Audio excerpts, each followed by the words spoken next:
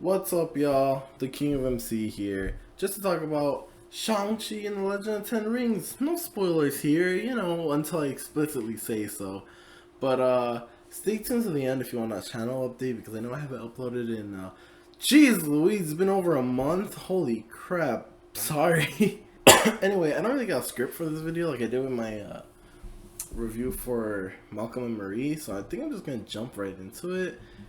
It's good, okay? Shang-Chi and the Legend of Ten Rings is good. I don't know what you expect me to say here. It's not just good, it's really good. It's one of the best Marvel movies we had in a while. So I'm trying to think of all the recent Marvel movies, and this is definitely the best movie since Infinity War. Because, like, Captain Marvel, not the biggest fan of it, kind of disappointed. And then you got Endgame, which is a huge fan pleaser? No, crowd pleaser. That's what word I'm looking for.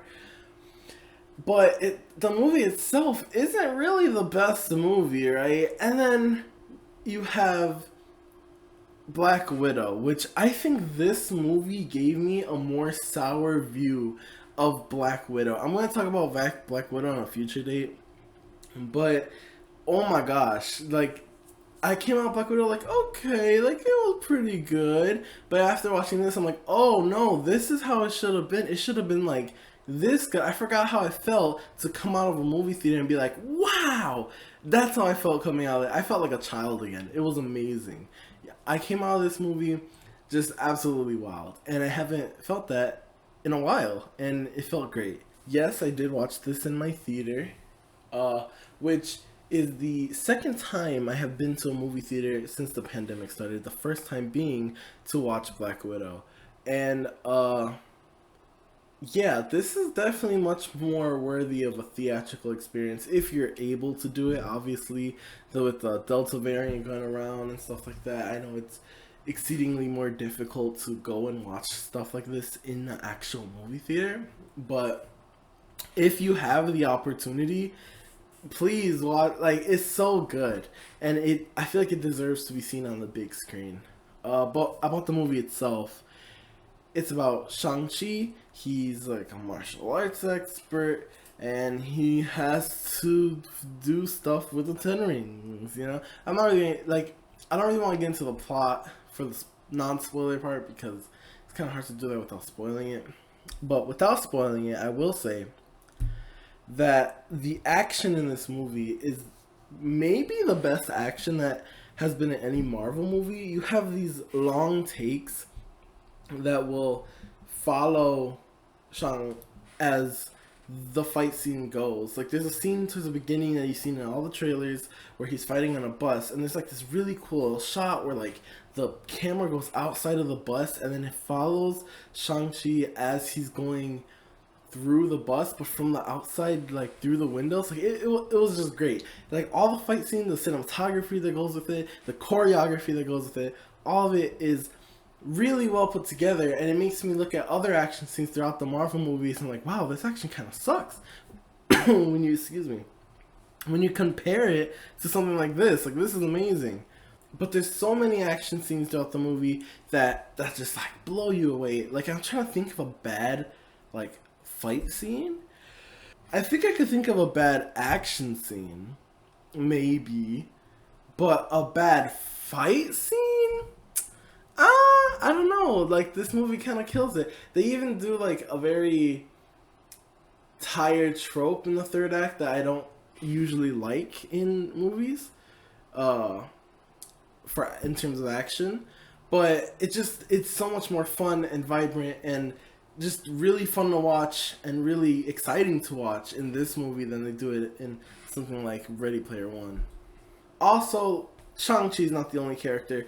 The villain of this movie, I think his name was Wen Wu. I should probably look. Yeah, his name is Wen Wu.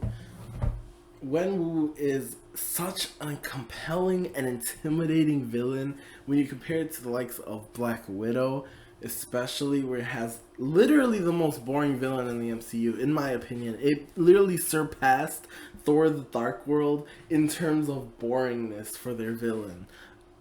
Like, and Marvel has never been the best at getting good villains. The Spider-Man movies are really good with their villains, but that's just, it's Spider-Man and he has a great villain collection. But other villain, like Iron Man villains, they're not iconic in the same way that Spider-Man ones are. So most Marvel villains kind of suck. You have the occasional like Loki and the occasional like Killmonger that can transcend that not knowingness of the audience, the not iconicity, and become a great character. And you have the same thing here. You have this character that's not iconic by any means, unless you're like a super diehard like comic fan, and you make him really compelling, really interesting, and really intimidating, which is really great. When he's introduced, it's like a very not like exciting or necessarily scary scene, but just his presence and his stage presence sells it all, and he's absolutely intimidating and absolutely compelling, and he was great. He was one of the best villains we've had so far. And then you have the supporting cast. You got Aquafina playing Katie, which is Shang-Chi's best friend, and then you have other people throughout the movie that I won't spoil.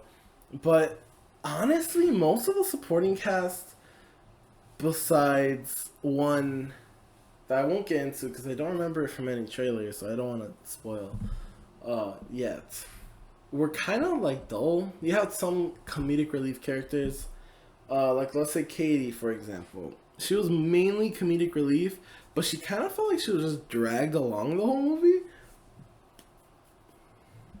Like, there was kind of no reason for her to be there, and it kind of seemed irresponsible for her to be there. So every scene that she was in or making jokes or whatever kind of felt weird just because, like, why are you here, you know? But that's really much it. Everything's great. I have some criticisms about some of the CGI and green screen. I know that this movie didn't have as big of a budget as a lot of other Marvel movies, so maybe that's why. But it's like Black Panther levels of bad sometimes, like the rhinos from Black Panther. Yeah, it could get pretty rough. And some characters kind of annoyed me. Some parts they overstayed their welcome. Some things maybe didn't make too much sense, but those are all little things in the grand scheme of things. Like they only interrupted a couple scenes, but overall the whole experience had really great pacing, really great characters, really great action, and the story was compelling enough. So honestly, it was really good. I would give it an 8 out of 10. Would recommend. But now into the spoilers. I just want to get into the spoilers here, just to talk about everything that I didn't talk about in the non-spoiler sections. Like, for example, Shang-Chi's sister. She was awesome. I think the relationship between Shang-Chi and his sister, which I don't remember her name in the movie or the actress's name, was great. Their little dynamic was great. There was a scene later on in the movie where they're both in like a dungeon with Katie, and Katie's kind of like making like a joke, like, "Oh, like your father is crazy" or whatever. But like, I kind of was like, "Come on, dog! Like, this would be such an emotional. This could be such a great emotional beat to have with his sister and Shang." And I think that resentment that she had towards him was totally justified, but like him leaving was also justified. It was very nuanced, and I love it. I love that stuff. Like, keep it up. It was so good. And like I was saying, the entrance in the middle of the movie after the amazing scaffolding fight. I think the fight in the scaffolding, it's probably my favorite fight scene in the entire movie. It's probably my favorite scene in the entire movie. It was so good and so like well choreographed. And even though there's a lot of CGI and stuff, like the action and stunt work is all like there, and it's like it was so good. The way he uses the environment to his advantage, it kind of reminiscent of like Jackie Chan style in like his movies. It was just really great. And then you have other character cameos, like you have Wong coming back, and then you have freaking Abomination coming back. That was weird. That was kind of weird, but like he only came back for like a couple seconds, so I was like, okay, I could get down with this. And Katie's character kind of upset me in some parts because I kind of found it like, what was her purpose in the story? I know her purpose in the story in a meta-textual level, because she was supposed to be the audience surrogate, and she's supposed to, like, be the new person into this world so that they could explain it to Katie, and in turn explain it to the audience. Like, I get why she was there, why she had to be there, but in universe, it was kind of weird that she was there, and she didn't really have an arc. It was weird. She had two-thirds of an arc. She had, like the beginning part where her mom's like, "Oh, you should do that. It's not very like whatever of you," and she's like, "Or that's such an American concept." And then she's like, "I am American, mom." And then later in the movie, Wenwu's like, "What's your Chinese name?" And then she says it, and then he's like, "Well, you know, your name is part of your culture and it's part of your ancestry, and it honors those who came before you and stuff." And then I was like, "Oh, like so this is like about her confronting her past identity and coming to terms with it, and like maybe like I don't know, making something new out of it, or becoming like, you know, coming to her own." It's a Miles Morales story. But then in the third act, so you have one in the first act, like something talking about her culture, and then you have something in the second act talking about her culture. But then you go into the third act, and they don't like acknowledge it, and she kind of just becomes an archer, and the archer says something along the lines of like, if you don't aim for something, you'll never hit, or something like that. And I was like, is that the third part? But no, it's not, because in the first act there's another like arc with her where she's like, her mom's complaining at how she doesn't like try hard enough, and she doesn't have a good job or whatever. And then in the middle, is there even anything in the middle about that? I don't even remember. I'm trying to remember. I mean, she's looking up to like the sister and stuff. Maybe that would work for that. And then so that's like a whole separate thing. I feel like the cultural stuff could have tied back in maybe to her archery or something. I don't know, but it just makes it really weird that she's there, especially at the end when Wong specifically requests both of them. It's like, who are you? Like you just shoot an arrow? Like, we have Hawkeye. You don't need like another superhero. Like, I don't know. It's weird that she just kind of dragged along. I love Aquafina. I know there's people that if Aquafina's in anything, they just immediately don't like her character or her in it. I love Aquafina. I think she's great. Okay, but the character itself was just kind of weird, and even Katie I liked. I just think it could have been done better. Speaking of could have been done better, that third act, after the fight with Wenwu versus Shang Chi happened, and Wenwu ends up dying from the beast, it's like the villain takes a turn, because the villain becomes a giant Cthulhu tentacle dragon monster, and it kind of is like, okay, like this is much less interesting than Wenwu as villain. And like Wenwu's motivations. Also, this movie does like the Deadpool thing where you have the flashbacks happening, and then the flashbacks tell the origin story, but like while the main plot's happening at the same time, like you go back and forth. So you don't just do origin present day, like it's like back and forth. But where other movies like Captain Marvel, it's kind of a hot mess when they do stuff like that. Even Deadpool could get kind of messy. There's another movie that does this that's really like bad, but I don't remember.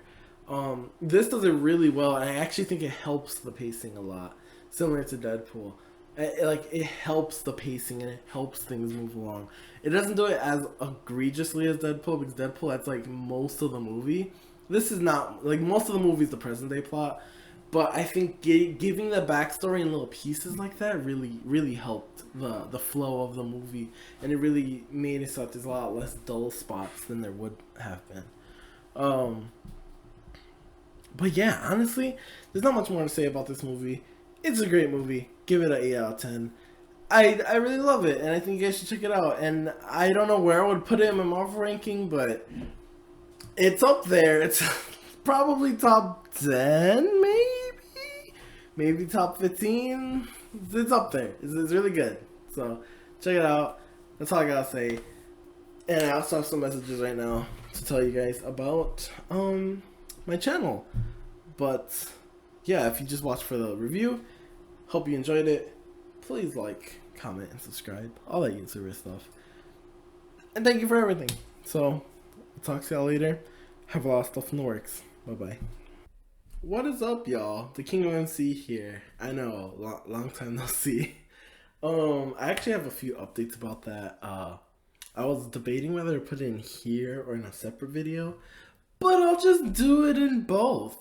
Um, Sorry I haven't uploaded much recently. I usually try to upload like once every 3 weeks, like bare minimum. I go for once every 2 weeks, but bare minimum 3 weeks. But recently I've been uploading once a month. And that's mostly because usually I have the podcast to fill up gaps. Podcasts are easy to record and easy to edit. So it only has like a week turnover time to make. And I know, easy to record, easy to edit. Honestly, the amount of work that goes into making an episode of a podcast could be done in one day. But the reason it takes about a week to finish is because I have a full-time job and I work a lot, and a lot of the times that I come home, I rather not work even more to edit and stuff like that. So I usually do that stuff on my days off, because I have other hobbies, you know? So that's rough, but also I'm taking a break from the podcast right now. We're taking like a little short hiatus. The next podcast won't be for a little while, probably like a month or two. But that's gonna be a good thing because the next episode of the podcast is gonna be a huge one. It's gonna be really big, and I'm really excited. We're gonna review. I'm gonna spoil it here. We're gonna review every Disney movie. It's gonna be a lot. But it's exciting. I'm excited to do it. We're in the process of watching them all right now.